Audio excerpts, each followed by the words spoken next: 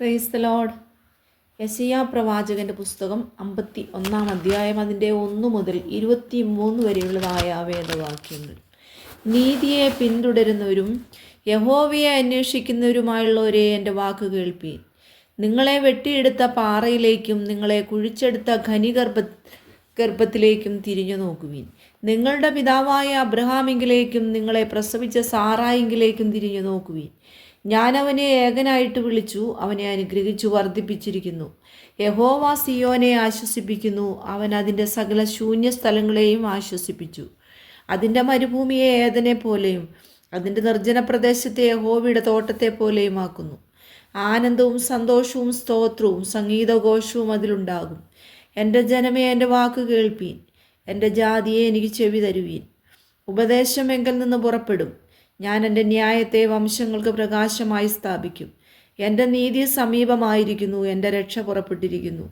എൻ്റെ ഭുജങ്ങൾ വംശങ്ങൾക്ക് ന്യായം വിധിക്കും. ദ്വീപുകൾ എനിക്കായി കാത്തിരിക്കുന്നു, എൻ്റെ ഭുജത്തിൽ അവർ ആശ്രയിക്കുന്നു. നിങ്ങളുടെ കണ്ണാകാശത്തിലേക്ക് ഉയർത്തുവീൻ, താഴെ ഭൂമിയെ നോക്കുവീൻ. ആകാശം പുക പോലെ പോയി പോകും, ഭൂമി വസ്ത്രം പോലെ പഴകും, അതിലെ നിവാസികൾ കൊതുക് പോലെ ചത്തുപോകും. എന്നാൽ എൻ്റെ രക്ഷ എന്നേക്കുമിരിക്കും, എൻ്റെ നീതിക്ക് നീക്കം വരികയുമില്ല. നീതിയെ അറിയുന്നവരും ഹൃദയത്തിൽ എൻ്റെ ന്യായപ്രമാണമുള്ള ജനവുമായുള്ളവരെ എൻ്റെ വാക്ക് കേൾപ്പീൻ.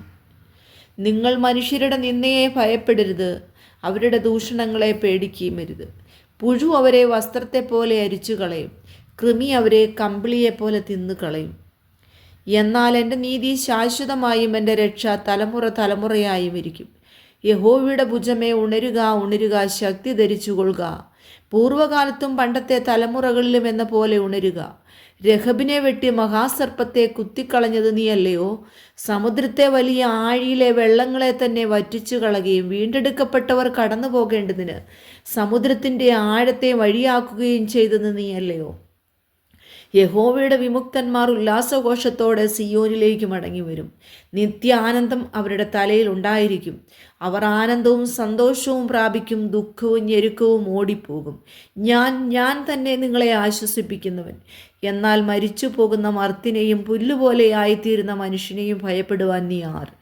ആകാശത്തെ വിരിച്ച് ഭൂമിയുടെ അടിസ്ഥാനങ്ങളെ ഇട്ടവനായി നിന്റെ സൃഷ്ടാവായ യഹോവയെ നീ മറക്കുകയും പീഡകൻ നശിപ്പിപ്പാൻ ഒരുങ്ങി വരുന്നു എന്ന് വെച്ച് അവൻ്റെ ക്രോധം നിമിത്തം ദിനംപ്രതി ഇടവിടാതെ പേടിക്കുകയും ചെയ്യുന്നതെന്ത്? പീഡകൻ്റെ ക്രോധം ഇവിടെ ബദ്ധനായിരിക്കുന്നവനെ വേഗത്തിൽ അഴിച്ചുവിടും. അവൻ കുണ്ടറയിൽ മരിക്കുകയില്ല, അവൻ്റെ ആഹാരത്തിന് മുട്ടുവരികയുമില്ല. തിരകൾ അലറുവാൻ തക്കവണ്ണം സമുദ്രത്തിലെ കോപിപ്പിക്കുന്നവനായി നിന്റെ ദൈവമായ യഹോവ ഞാനാകുന്നു. സൈന്യങ്ങളുടെ യഹോവ എന്നാകുന്നു എൻ്റെ നാമം. ഞാൻ ആകാശത്തെ ഉറപ്പിച്ച് ഭൂമിക്ക് അടിസ്ഥാനമിടുകയും സിയോനോട് നീ എൻ്റെ നാമം ജനമെന്ന് പറയുകയും ചെയ്യേണ്ടതിന് ഞാൻ എൻ്റെ വചനങ്ങളെ നിന്റെ വായിൽ ആക്കി എൻ്റെ കൈയുടെ നിഴലിൽ നിന്നെ മറച്ചിരിക്കുന്നു.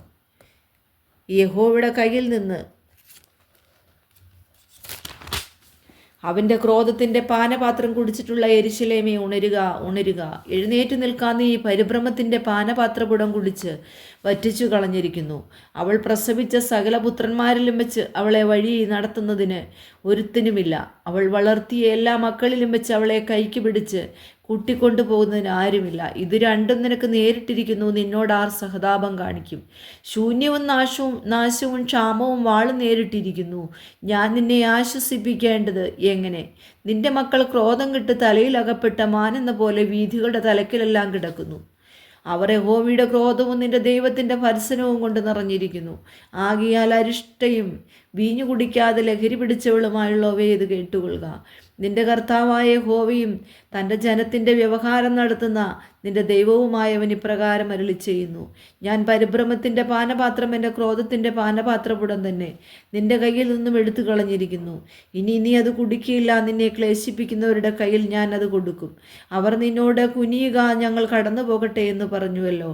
അങ്ങനെ കടന്നു പോകുന്നവർക്ക് നീ നിന്റെ മുതുകിനെ നിലം പോലെയും തെരുവീഥി പോലെയും ആക്കി വയ്ക്കേണ്ടി വന്നു.